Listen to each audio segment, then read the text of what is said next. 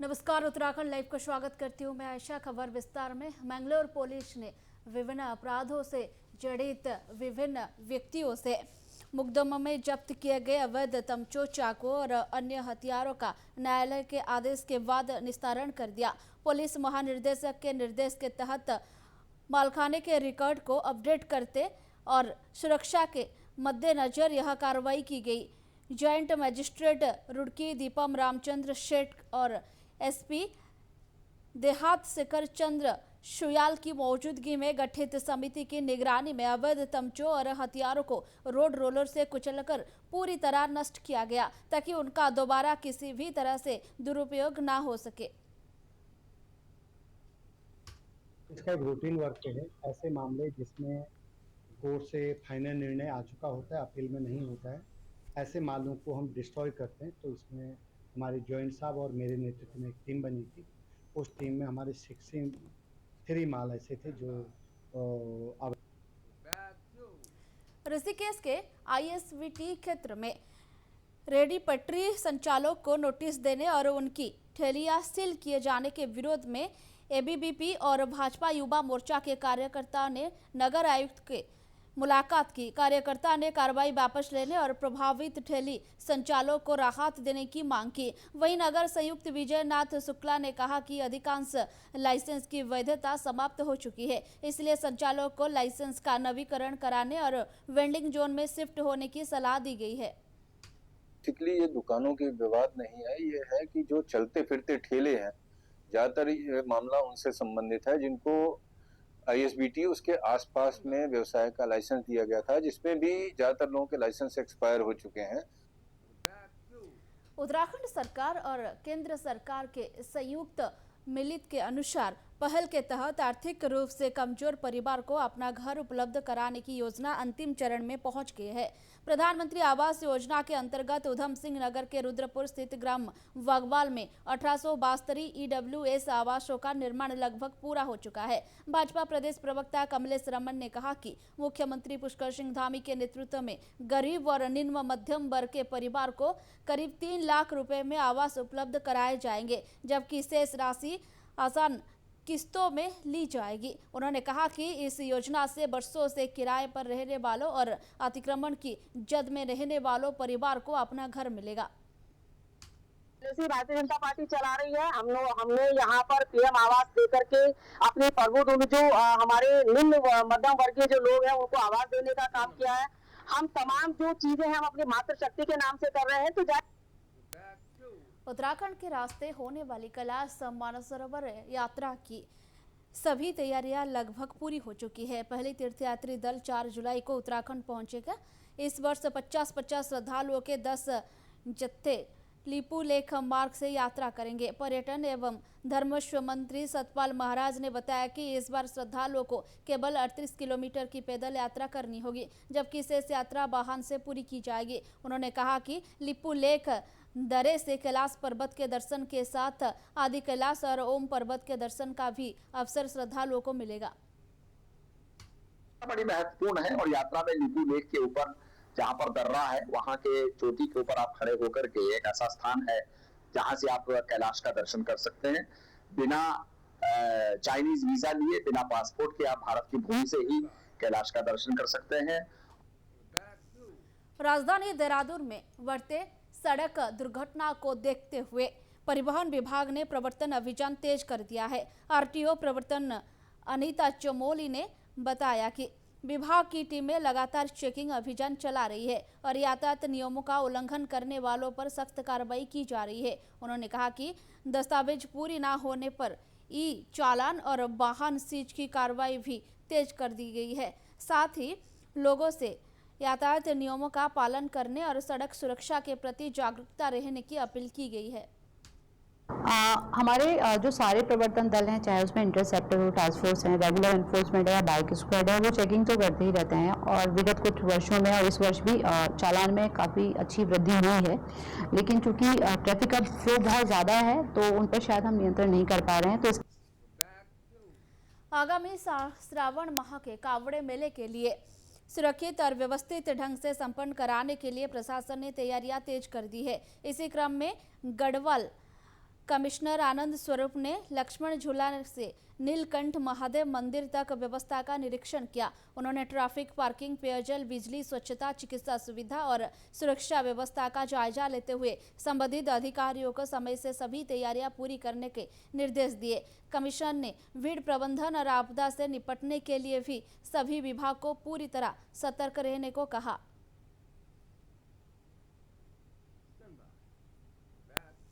उत्तराखंड में लगातार बढ़ रही साइबर ठगों के लिए मामलों को देखते हुए एसटीएफ ने लोगों से सतर्क रहने की अपील की है। एसएसपी अजय कुमार ने बताया कि साइबर ठग डिजिटल अरेस्ट, फर्जी सीबीआई या पुलिस अधिकारी बनकर निवेश पर अधिक मुनाफे का लालच देकर और फर्जी लिंक भेजकर लोगों को निशाना बना रहे हैं। उन्होंने कहा कि किसी भी अनजान कॉल, मैसेज या लिंक पर भरोसे ना करें और अपनी बैंकिंग या व्यक्तिगत जानकारी किसी के साथ साझा न करें। उन्होंने कहा कि जागरूकता और सतर्कता ही साइबर अपराध से बचाव का सबसे प्रभावी तरीका है। देखिए, साइबर ठगी के बहुत सारे मोडस ऑपरेंडी हैं। जैसे कहीं इन्वेस्टमेंट फ्रॉड के नाम पर है, कहीं डिजिटल अरेस्ट के नाम पर है, कहीं यूपीआई पेमेंट के नाम पर है, कहीं क्यूआर कोड। तो अलग अलग तरह के यहाँ पर सिस्टम साइबर ठग की तरह यूज़ किए जाते हैं। लेकिन इसमें अगर पब्लिक अवेयर है और इस तरह के किसी झांसे में खासकर देखा गया है कि 15 से 20% रिटर्न में अपने पैसे लगा देना, उसके बारे में वेरीफाई नहीं करना कि इसका कहीं ऑफिस है कि नहीं है, इतनी रिटर्न कैसे कोई देगा। देहरादून के रिस्पना नदी के संरक्षण, पुनर्जीवन और सौंदर्यकरण को लेकर जिलाधिकारी डॉक्टर आशीष चौहान ने अधिकारियों के साथ समीक्षा बैठक की। उन्होंने नगर निगम को 7 दिन के भीतर ड्रोन सर्वे, नालों और गार्बेज स्पाइट्स का चिन्हीकरण तथा सफाई का एक्शन प्लान तैयार करने के निर्देश दिए। वहीं संबंधित विभाग को घाट निर्माण, वृक्षारोपण, जागरूकता और नदी संरक्षण से जुड़े योजनाओं पर तेज से काम करने को कहा। डीएम ने इसे देहरादून की पर्यावरणीय धरोहर को बचाने की महत्वपूर्ण पहल बताया। रिस्पना रिवर को लेके हम लोगों ने जो रिजुविनेशन का एक एफर्ट कुछ समय पहले स्टार्ट किया था, जिसमें मॉनसून से पहले नगर निगम और हमारे एफर्ट्स में कुछ जगह से क्लीनिंग की गई थी। इसी क्रम में आज हमारी एक फॉर्मल मीटिंग हुई और कर्णप्रयाग में निहंग और साधारण लोगों के बीच विवाद के बाद सोशल मीडिया पर सामने आई भड़काऊ बयान को लेकर वाकफ ने संयम बरतने की अपील की है। पार्टी के राज्य सचिव इंद्रेश मोखुरी ने कहा कि इस संवेदनशील मामले में दोनों पक्ष को जिम्मेदारी का परिचय देना चाहिए था, लेकिन सोशल मीडिया पर नफरती बयानबाजी की गई है, उचित नहीं है। उन्होंने उत्तराखंड क्रांति दल के युवा नेता आशीष नेगी द्वारा ऑपरेशन ब्लू स्टार का उल्लेख किए जाने को भी अपरिपक्व राजनीति बयान बताते हुए कहा कि उस ऐतिहासिक घटना को मौजूदा विवाद से जोड़ना ना तो उचित है और ना ही समाज हित में है। प्रकरण में जिस तरह के धैर्य की जरूरत है, जिस तरह के संयम का परिचय दिए जाने की जरूरत है, यह अफसोस की बात है कि पिछले कुछ दिनों से ऐसा धैर्य, ऐसा संयम नहीं बरता गया, बल्कि सोशल मीडिया का एक तरह से कहिए तो बड़बोले बयान देने के लिए, बड़े चढ़े दावे करने के लिए दुरुपयोग एक किस्म से किया गया। उत्तराखंड में 1 जुलाई से मद्रासा बोर्ड का शिक्षा समाप्त होने वाला है। इसके बाद राज्य के सभी पंजीकृत मद्रासों की मान्यता, निगरानी और प्रशासन की व्यवस्था की जिम्मेदारी राज्य अल्पसंख्यक शिक्षण प्राधिकरण संभालेगा। सरकार का कहना है कि नई व्यवस्था के तहत मद्रासों में NCERT आधारित पाठ्यक्रम और आधुनिक शिक्षा को बढ़ावा दिया जाएगा। प्रदेश में 452 पंजीकृत मद्रासा संचालित है, जबकि अपंजीकृत मद्रासा को लेकर स्थिति अभी स्पष्ट नहीं है। सरकार का दावा है कि नई व्यवस्था में किसी भी छात्र की पढ़ाई प्रभावित होने नहीं दी जाएगी। सिंह धामी जी को और उनकी सरकार को बधाई देता हूं, साधुवाद देता हूं कि उन्होंने उत्तराखंड राज्य के अंदर मदरसा बोर्ड को खत्म करके, खत्म नहीं बल्कि उसका विस्तार करके 6 माइनॉरिटीज को शामिल किया और 6 माइनॉरिटीज में सिख, मुस्लिम, ईसाई, बौद्ध, पारसी और जैन, उनके बच्चों को गुणवत्तापूर्ण एजुकेशन देने का फैसला ये स्वागत के साथ साथ आभार और अभिनंदन के योग्य है। राम मंदिर दान प्रकरण को लेकर उठे विवादों को बीच आचार्य महामंडलेश्वर स्वामी कैलाशनाथ गिरी महाराज ने कहा कि मामले की जांच निष्पक्ष तरीके से चल रही है और यदि जांच में कोई भी दोषी पाया जाता है तो उसे किसी भी कीमत पर बरखा नहीं जाएगा। उन्होंने कहा कि राम मंदिर करोड़ों लोगों की आस्था का केंद्र है और इसके निर्माण से जुड़े किसी भी मामले में समझौता नहीं की जाएगी, कोई गुंजाइश भी नहीं है। उन्होंने कहा कि जांच पूरी होने के बाद तथ्यों के आधार पर उचित कार्रवाई की जाएगी। मुझे लगता है कि मैं पहले दिन ही कहा था, प्रधानमंत्री नरेंद्र मोदी जी के ड्रीम प्रोजेक्ट में राम मंदिर है, इसलिए राम मंदिर पर कोई समझौता प्रधानमंत्री जी के स्तर से नहीं होगा, मुख्यमंत्री योगी आदित्यनाथ जी के स्तर से नहीं होगा। तो इसलिए राम मंदिर पर अगर कोई गड़बड़ी हुई है तो निसंदेह कार्रवाई होगी। लखनऊ में कोचिंग सेंटर में हुई आग के बाद कांग्रेस ने उत्तर प्रदेश सरकार पर सवाल उठाए हैं। कांग्रेस विधायक प्रीतम सिंह ने कहा कि यदि फायर सेफ्टी नियमों का सख्ती से पालन कराया गया होता तो इतना बड़ा हादसा टाला जा सकता था। उन्होंने सरकार से सभी कोचिंग सेंटर, मॉल और व्यावसायिक भवनों की सुरक्षा व्यवस्था की तत्काल जांच कराने और भविष्य में ऐसी घटनाओं को पुनरावृत्ति रोकने के लिए प्रभावी कदम उठाने की मांग की है। देखिए, जो लखनऊ के अंदर कोचिंग सेंटर में जो है आग लगी और उससे जो लोग हताहत हुए हैं, ये बहुत ही दुखद घटना है और मैं समझता हूँ कि सरकार को पूर्व में इसका संज्ञान लेना चाहिए था। उत्तराखंड में इसी वर्ष वनाग्नि अपेक्षाकृत कम मिला। वनाग्नि सीजन अपेक्षाकृत राहत भरा रहा। वन विभाग की सक्रिय रणनीति, फायर वैशरों की तैनाती, 24 घंटे निगरानी और त्वरित कार्रवाई के चलते जंगलों में आग की घटनाओं पर काफी हद तक नियंत्रण रखा गया। फायर सीजन के दौरान प्रदेश में कुल 580 वनाग्नि की घटनाएं दर्ज हुई, जिसमें 500.81 हेक्टेयर वन क्षेत्र प्रभावित हुआ। विभाग का कहना है कि पिछले वर्षों की तुलना में इस वर्ष नुकसान काफी कम रहा और इसमें समय पर हुई बारिश का भी अहम योगदान रहा। हमारे पास कुल उत्तराखंड में 1438 क्रूज स्टेशन है और 40 मास्टर कंट्रोल रूम है, जो पूरे गढ़वाल, कुमाऊं और वाइल्ड लाइफ एरियाज में सक्रियता से काम कर रहे हैं। गढ़वाल क्षेत्र में मास्टर कंट्रोल रूम के साथ क्रूज स्टेशन के साथ हमारे QRT भी स्थापित की गई है। यूकेडी नेता आशीष नेगी ने 1984 में और ऑपरेशन ब्लू स्टार संबंधी बयान पर उठे विवाद के बीच पार्टी ने अपना पक्ष रखा है। यूकेडी के केंद्रीय नेता देवचंद्र उत्तराखंडी ने कहा कि बयान का उद्देश्य किसी धर्म या समुदाय को आहत करना नहीं था, बल्कि उसे गलत तरीके से प्रस्तुत किया गया। उन्होंने आरोप लगाया कि राष्ट्रीय दल यूकेडी की छवि खराब करने की कोशिश कर रही है। साथ ही कहा कि उत्तराखंड क्रांति दल हमेशा सभी समुदायों को साथ लेकर चलने और सामाजिक सौहार्द बनाए रखने की पक्षधर रही है। सबसे पहले तो मैं ये कहना चाहूँगा कि आशीष नेगी भी उत्तराखंड क्रांति दल का एक हिस्सा है और उत्तराखंडित रखता है, तो वो बयान कभी भी किसी जाति, धर्म या किसी विशेष लोगों को अलग थलग करने की बात कभी नहीं करेगा। पर जिस प्रकार से इस बयान को उछाला गया है, ये कहीं ना कहीं ये राष्ट्रीय दलों की या उन लोगों की जिनको उत्तराखंड क्रांति दल से जलन हो रही हो, जो उन देहरादून पुलिस ने अवैध तरीके से तस्कर कराने वाले शराब के खिलाफ चलाए जा रहे अभियान के तहत बड़ी कार्रवाई करते हुए 120 पेटी अवैध अंग्रेजी शराब और करीब 35,000 रुपए नकद बरामद किए हैं। इस मामले में 3 आरोपियों को गिरफ्तार किया गया है। पुलिस ने शराब तस्करी में इस्तेमाल किए जा रहे हैं छोटा हाथी वाहन को भी सीज कर दिया है।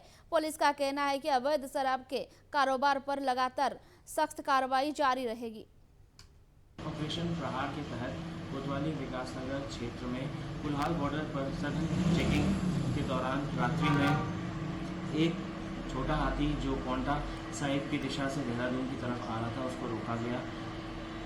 उस छोटा हाथी में से 3 व्यक्ति जो थे उनसे पूछताछ की गई, तो उनसे जब ये पूछताछ की गई कि उधम सिंह नगर के उत्तरांचल में पंजाबी महासभा की नई कार्यकारिणी के गठन को लेकर एक कार्यक्रम आयोजित किया गया। कार्यक्रम में कुमाऊं प्रभारी हरीश जल्होत्रा की मौजूदगी में त्रिलोक अरोड़ा को काशीपुर जिला अध्यक्ष और सतीश नरूला को जसपुर नगर अध्यक्ष की जिम्मेदारी सौंपी गई। इस अवसर पर संगठन को मजबूत करने, समाज को एकजुट रखने और पंजाबी संस्कृति के संरक्षण पर जोर दिया गया। नवनियुक्त पदाधिकारियों ने संगठन की जिम्मेदारी पूरी निष्ठा के साथ निभाने का भरोसा जताया।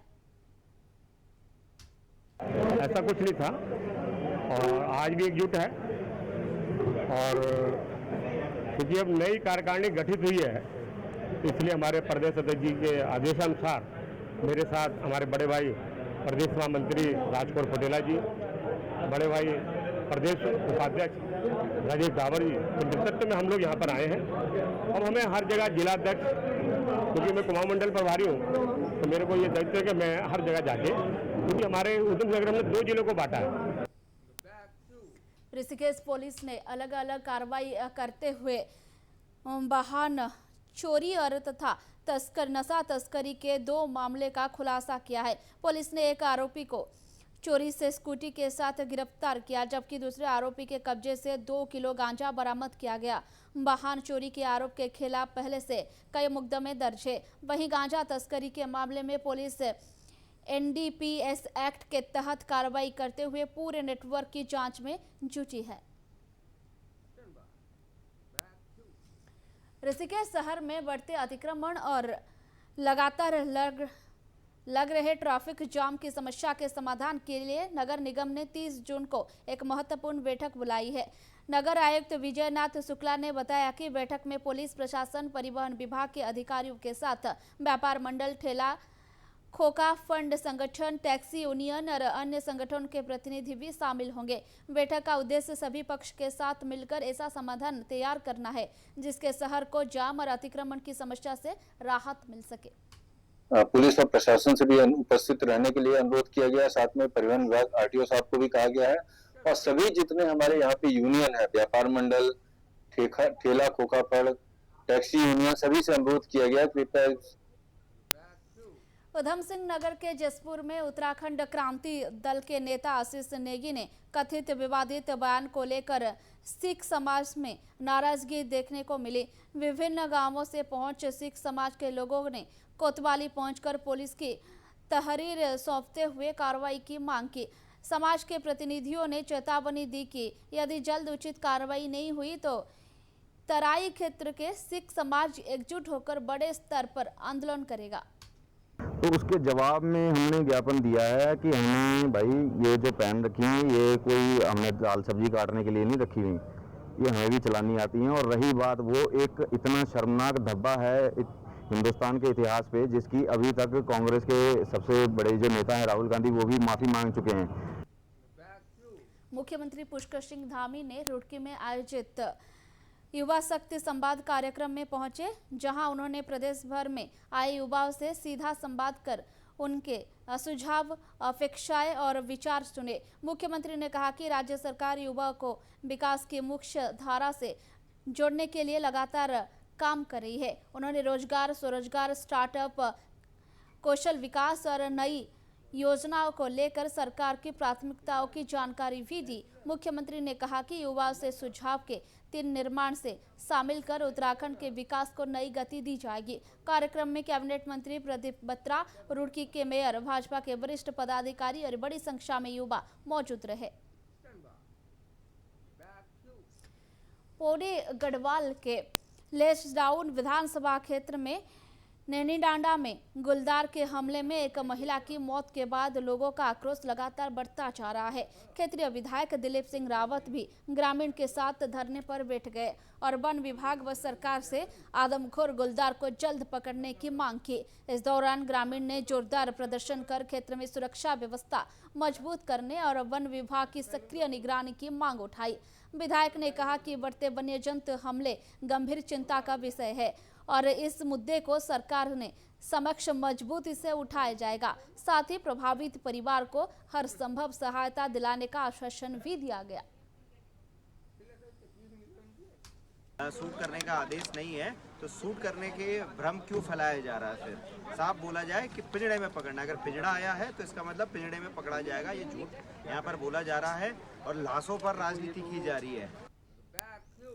मुख्यमंत्री पुष्कर सिंह धामी ने रुड़की में HRDA द्वारा करीब 3 करोड़ 75 लाख रुपए की लागत से निर्मित आधुनिक स्पोर्ट्स कॉम्प्लेक्स का लोकार्पण किया। मुख्यमंत्री ने कहा कि राज्य सरकार खिलाड़ियों को आधुनिक सुविधाएं उपलब्ध कराने और खेल प्रतिभाओं को आगे बढ़ावा देने के लिए लगातार काम कर रही है। इस स्पोर्ट्स कॉम्प्लेक्स में इंडोर खेलों के साथ जिम, बैडमिंटन कोर्ट और अन्य आधुनिक खेल सुविधाएं उपलब्ध कराई गई है। मुख्यमंत्री ने कहा कि इससे हरिद्वार और रुड़की क्षेत्र के खिलाड़ियों को बेहतर प्रशिक्षण मिलेगा और प्रदेश में खेल संस्कृति को नई मजबूती मिलेगी।